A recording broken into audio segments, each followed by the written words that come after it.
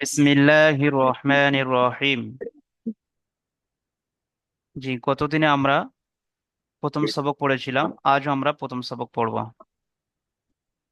সবক নাম্বার 1, পৃথক পৃথক অক্ষর। পৃথক পৃথক বলতে সেদিন আমি বুঝিয়েছিলাম যে ছাড় ছাড় অক্ষর, এই ছাড় ছাড় অক্ষরকে পৃথক পৃথক অক্ষর বলা হয়।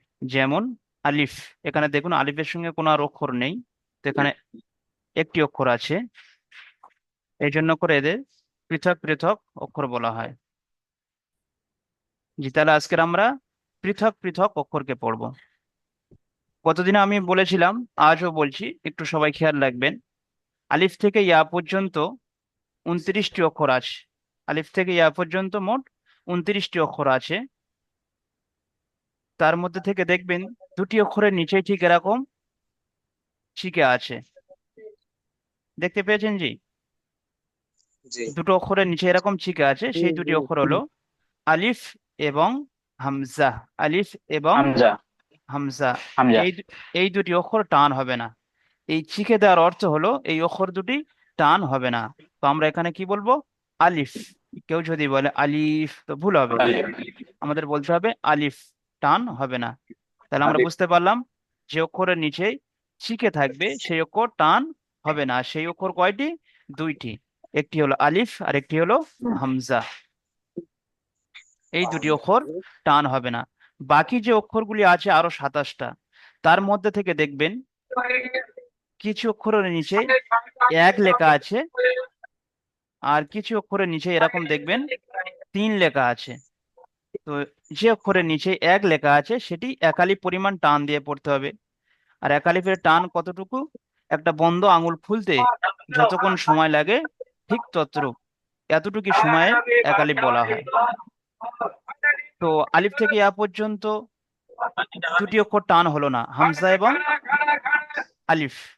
বাকি থাকলো 27টি অক্ষর। এই 27টি অক্ষরের মধ্যে থেকে 15টি অক্ষর 3 আলিফ টান হবে। এই যে দেখতে পাচ্ছেন 3 লেখা আছে জিমের নিচে, তো এই 3 আলিফ টান হয় 15টি অক্ষর, এবং বাকি 12টি অক্ষর থাকে, তো 12টি অক্ষর এক আলিফ টান হয়। তাহলে আমরা টানের দিকটা বুঝতে পারলাম যে আলিফ থেকে ইয়া পর্যন্ত দুইটি অক্ষর টান হয় না, সেই অক্ষর দুটি হলো আলিফ এবং হামজা। আর 15টি অক্ষর 3 আলিফ টান হয়, আর 12টি অক্ষর এক আলিফ পরিমাণ টান দিয়ে পড়তে হয়। তো চলুন আমরা এখানে দেখে দেখে পড়বো। আমার সঙ্গে পড়ুন। আলিফ, পড়ুন। তারপরে বা। জি, বার নিচে দেখুন এক লেখা আছে, তো বাকে আমরা এক আলিফ টান দিয়ে পড়বো। জি। আরবাজ খান ভাই, আপনি মিউট করুন। তারপর আগে চলুন, বলুন। তা। তা। এটা একালি মনে না? জি, দেখুন নিচে এক লেখা আছে, একালিফ টান হবে। বলুন তা। তা। তা। আপনারা মিউট খুলছেন কেন? তারপরে পড়ুন সা। পড়ুন সা। সা। জি, জি। পড়ুন সা। সা। আরবাজ খান ভাই বলুন, সা কো আলিফ টান হবে। আরবাজ খান ভাই বলুন। একালি। জি, একালি বললাম। মাশাল্লাহ। জি, মোবাইদুল ভাই বলুন। মোবাইদুল ভাই, এই অক্ষরটি পড়ুন। মোবাইদুল ভাই পড়ুন। মিউট খুলে পড়ুন। মোবাইদুল ভাই মিউট খুলে পড়ুন। জিম। মাশাল্লাহ, তারপরে পড়ুন। তারপরে পড়ুন। হা। জি, হা কো আলিফ টান হবে। অ্যাক্টিভ। মাশাল্লাহ, ঠিক আছে। তারপরে পড়ুন তো। হ্যাঁ। জি,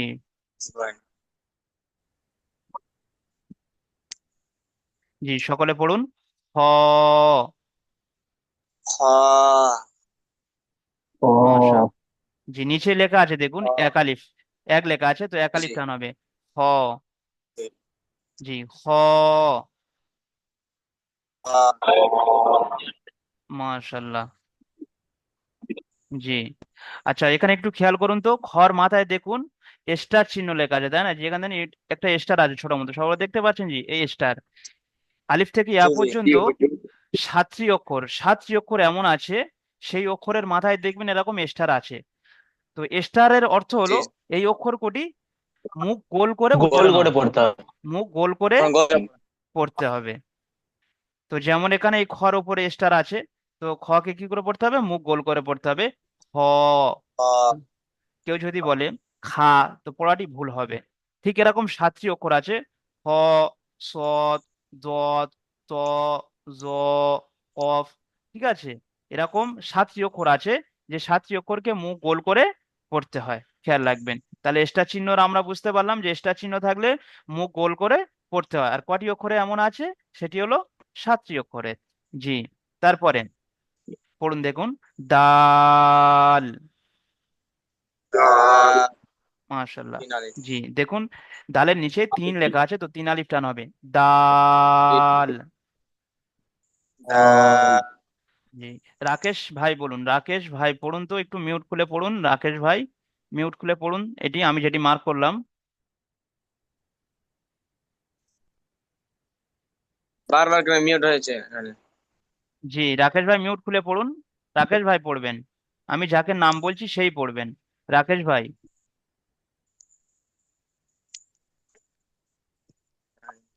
রাকেশ ভাই শুনতে পাচ্ছেন জি?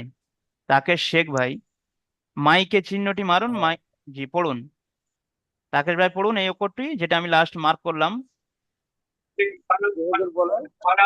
জি, রাকেশ ভাই বলুন, দাল, বলুন। বুঝতে পারছি না। জি, সকলে পড়ুন, দাল, দা জি। দালের নিচে তিন আছে, তো দালকে আমরা তিন আলিফ টান দিয়ে পড়বো, দাল, দাল জি। তারপরে দেখুন, খেয়াল করুন, জাল, জাল মাশাল্লাহ, জি। দেখুন, জালের নিচে তিন লেখা আছে, তিন আলিফ টান হবে, জি জি জাল, জাল জি। তারপরে পড়ুন, র, র জি। র ক আলিফ টান হবে, একালিপ জি। এক লেখা আছে, এক আলিফ টান দিয়ে পড়তে হবে। জি জি।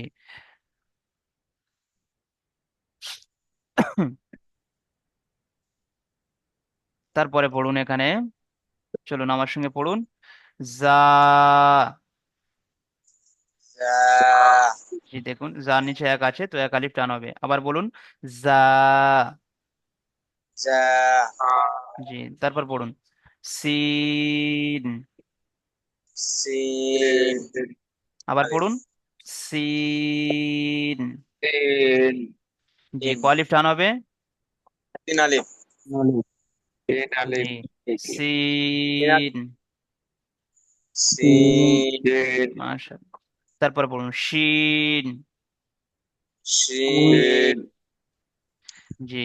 এখানে দেখুন তিন লেখা আছে, শিন, শিন মাশাআল্লাহ।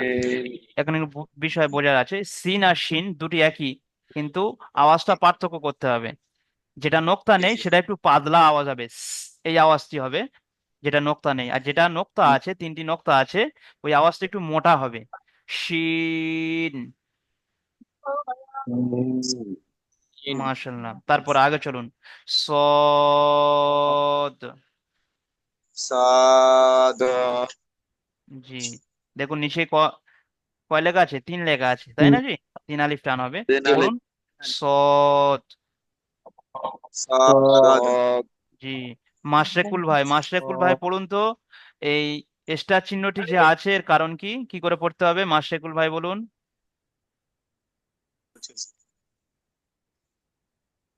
জি বলবো জি। মাশরেকুল ভাই বলুন, মাস্টার যাকে ধরছি সেই বলবেন, সাত জি। কি করে সাত স্টার, স্টার চিহ্নটি আছে কি কারণ, কি করে পড়তে হবে? যাকে ধরছি সেই বলবেন, মাশরেকুল ভাই, স্টার চিহ্ন যে আছে, পড়ার নিয়মটি কি হবে? আপনি শোনেননি, শুধু দদ মিউট খুলে আছেন, শুনছেন না। শুধু মিউট কখন করবেন আর কখন খুলবেন সেই চিন্তা করছেন। জি, স্টার চিহ্নর অর্থ হলো মুখ গোল করে তো পড়তে গোল হবে। করে। মুখ গোল করে পড়তে হবে। জি। হুজুর, আমি আমি কিছুক্ষণ পরে ক্লাসে ঢুকবো, ওই জি, জিমে। হ্যাঁ, তারপরে চলুন। আমি ওই তারপরে জিমে ঢুকবো দদ। হুজুর। জাদ পড়ুন, আরেকবার পড়ুন আমার সঙ্গে। দদ। জাদ দ জি, দোয়াদের নিচে দেখুন মুখটি, এই তিন আলিফ টান হবে এখানে দেখুন, তিন লেখা আছে দদ। হুজুর, আমি একটা কথা বলছি, আমি তারপরে জিমে জয়েন করব। জি, ঠিক আছে, একটু ঠিক কাজ আছে। আছে। জি, যান। পড়ুন। দদ। দ জাদ একটু ভালো করে শুনুন, আমি যে পড়ছি ভালো করে শুনুন আপনারা। দদ নয়, ভালো করে শুনুন আমার আওয়াজটা। দদ। দাদ মাশাল্লাহ। জি, স্টার চিহ্ন আবার এসে দেখুন, মুখ গোল করে পড়তে হবে তাই না জি। জি জি জি দদ। দাদ জি, তাহলে আমরা দ এই পর্যন্ত পড়লাম, আগের দিন এই পর্যন্ত পড়েছিলাম, আজও পড়লাম। তো এখানে আরেকটা জিনিস আমাদের বোঝার আছে, অক্ষর অক্ষরের সঙ্গে মিল দেখাচ্ছে তাই না জি। একটি করে অক্ষর অন্য অক্ষরের সঙ্গে মিল আছে, এর পার্থক্যটা আমরা করে নেবো চলুন। জি জি জি, উপর থেকে খেয়াল করুন, দেখুন বা এবং তা, একটু খেয়াল করুন তো। বা এবং তা এবং সা তিনটি একই রকম দেখতে দেখেন, তিনটি একই রকম দেখতে, কিন্তু নোক্তার পার্থক্য আছে। আমি বলেছিলাম নোক্তাগুলো মুখস্থ করবেন, বার নিচে এক নোক্তা, তার পেটে দু নোক্তা, তার পেটে তিন নোক্তা। জি, একই রকম দেখতে হলেও নোক্তার পার্থক্য আছে, কারণ বার নিচে যে এক নোক্তা আছে অন্য কোনো অক্ষরের নিচে আর এক নোক্তা নেই। ঠিক তদ্রূপ তার পেটে যে দু নোক্তা আছে অন্য কোনো অক্ষরের পেটে ওরকম দু নোক্তা নেই।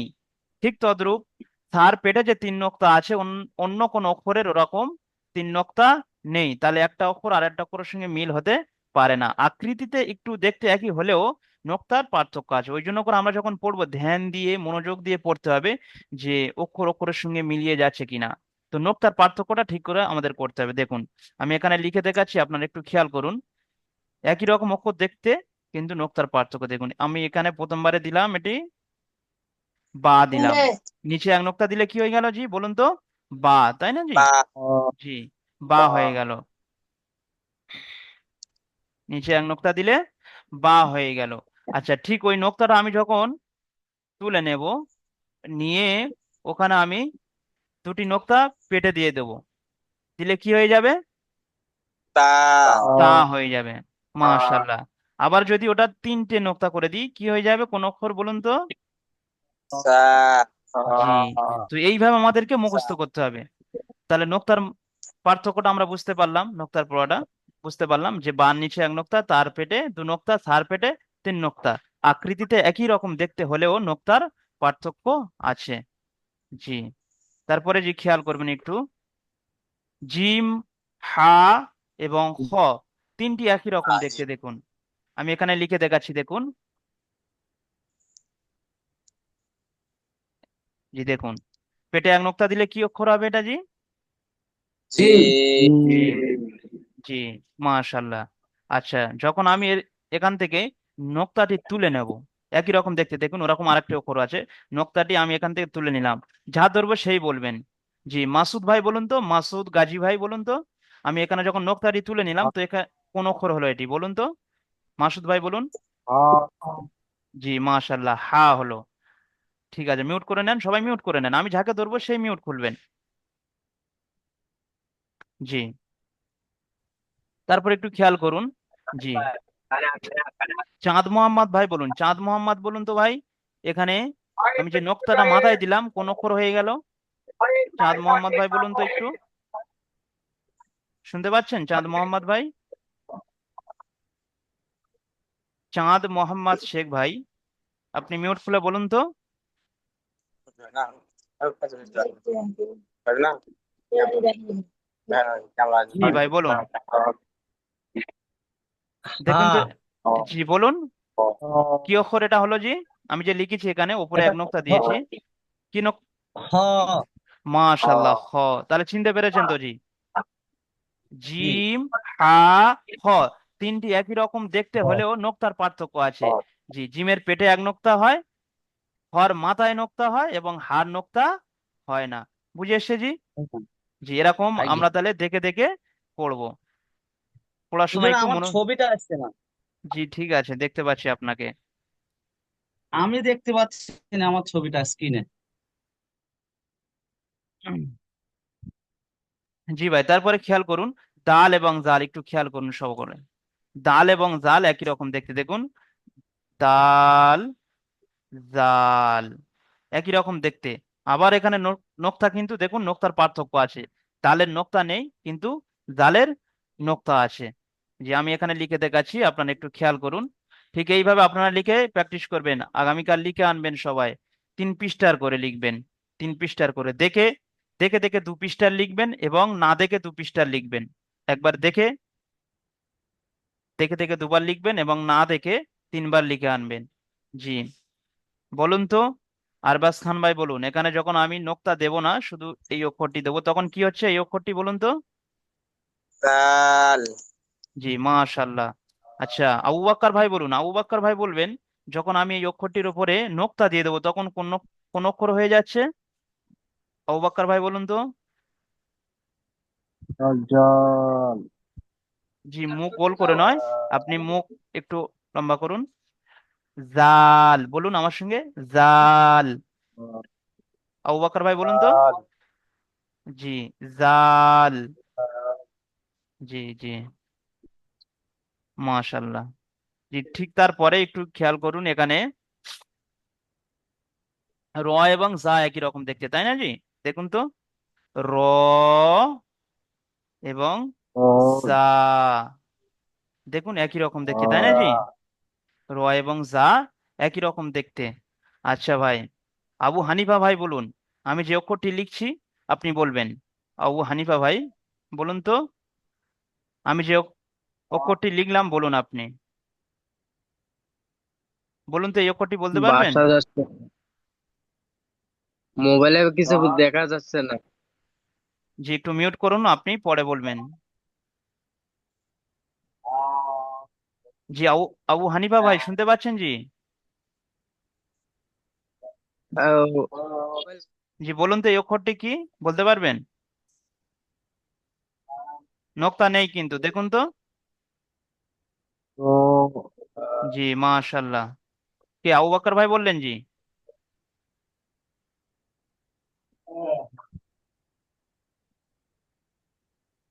মাহবুদ ভাই বলুন তো, আব্দুল মাহবুদ ভাই, আব্দুল মাহবুদ ভাই বলুন, এই যে অক্ষরটি লিখেছি চিনতে পাচ্ছেন জি? একটু দেখুন তো, আব্দুল মাহবুদ ভাই, শুনতে পাচ্ছেন না? আব্দুল মাহবুদ ভাই, শুনতে পাচ্ছেন? জি, আয়ের আলী ভাই বলুন তো, আয়ের আলী,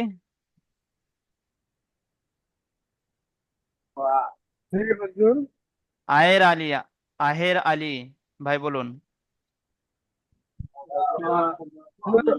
র। মাশাল্লাহ, মাশাল্লাহ, খুব সুন্দর হয়েছে। জি, মনিরুল হক ভাই বলুন, যদি এর উপরে নোক্তা দিয়ে দেওয়া হয় তো কোন অক্ষরের মতো হয়ে যাচ্ছে, বলুন তো? কোন অক্ষর হচ্ছে এটা? তা তা মনিরুল ভাই, জিম। মনিরুল তা ভাই বলুন। জিম। যাকে ধরছি সেই ভাই বলুন। তা জিম। মনিরুল ভাই, মনিরুল ভাই, মনিরুল হক মুন্সি।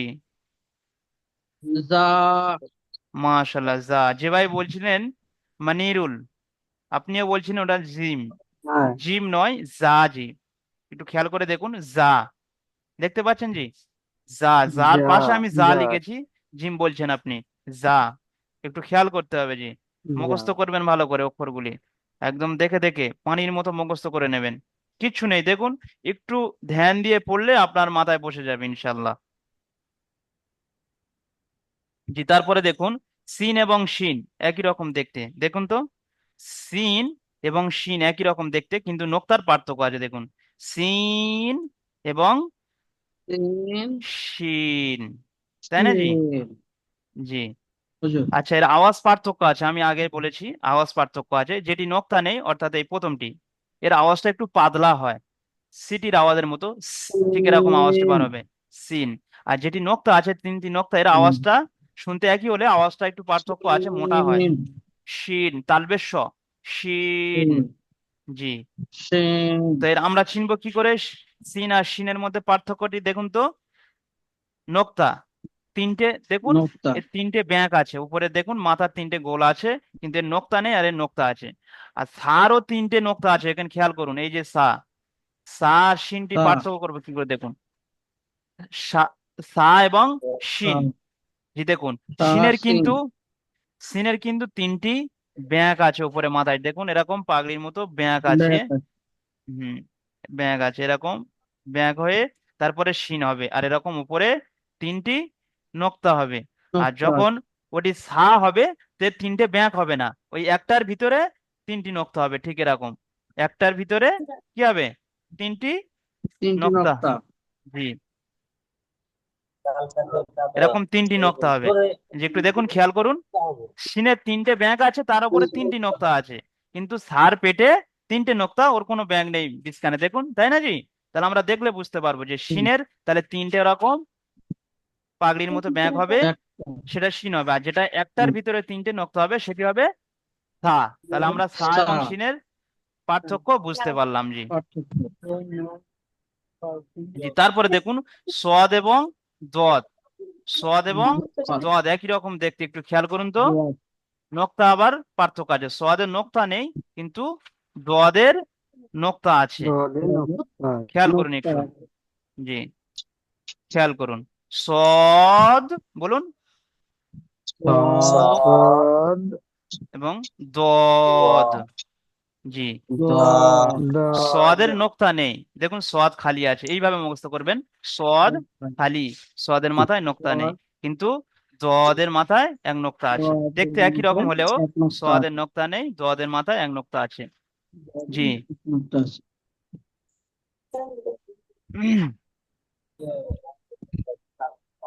তাহলে আমরা বুঝতে পারলাম জি অক্ষরের পার্থক্য গুলো, আমরা সকলে বুঝতে পারলাম জি, জি তাই না? স্যার জি। জি জি জি জি। কারো বুঝতে অসুবিধা আছে জি? বলুন একটু। জি না। জি, মাশাআল্লাহ, ঠিক আছে, কারো বুঝতে অসুবিধা হয়নি। তাহলে আপনারা আলিফ থেকে জদ পর্যন্ত কবার লিখবেন? তিনবার লিখবেন, তিনবার লিখবেন দেখে দেখে, প্রথমে দেখে দেখে লিখবেন, আলিফ থেকে জদ পর্যন্ত তিনবার দেখে লিখবেন, এবং দুবার না দেখে লিখবেন, দুবার না দেখে লিখে আনবেন, আমি দেখবো ইনশাল্লাহ। আর পারলে সাপোর্ট অ্যাডমিনের যে নাম্বারটা আপনাদের সেভ আছে, ওই নাম্বারে পাঠিয়ে দেবেন, অবশ্যই হুজুর ওখান থেকে দেখে আপনাদের রিপ্লাই দিয়ে দেবে, অবশ্যই করে আপনারা লিখবেন। এবং প্রত্যেকটি অক্ষর আমি যে বললাম খেয়াল করবেন, যে অক্ষরের নিচে চিকে আছে সেই অক্ষরটি টান হবে না, আর সেই অক্ষর দুটি, একটি আলিফ আর শেষে গিয়ে হামজা আছে। আর বাকি অক্ষর 27টি আছে, 29টির মধ্যে দুটি অক্ষর টান হচ্ছে না, বাকি থাকছে 27টি। তার মধ্যে 12টি অক্ষর এক আলিফ টান হয়, যেমন বা, তা, সা, উম, হা, হ। এর নিচে দেখবেন এক লেখা আছে, তো এরকম 12টি অক্ষর আছে, এক আলিফ টান হয়। আর তিন আলিফ টান হয় 15টি অক্ষর, একটু খেয়াল করবেন। জি, 15টি অক্ষর তিন আলিফ টান হয়, যেমন এখানে জিম, খেয়াল করুন, জিম, জিমের নিচে তিন লেখা আছে, জিম, তিন মানে একটু বেশি টান হবে। তো এরকম 15টি অক্ষর আছে, যেমন জিম, দাল, জাল, সিন, শিন, সদ, দদ, এইগুলি তিন আলিফ পরিমাণ টান আছে।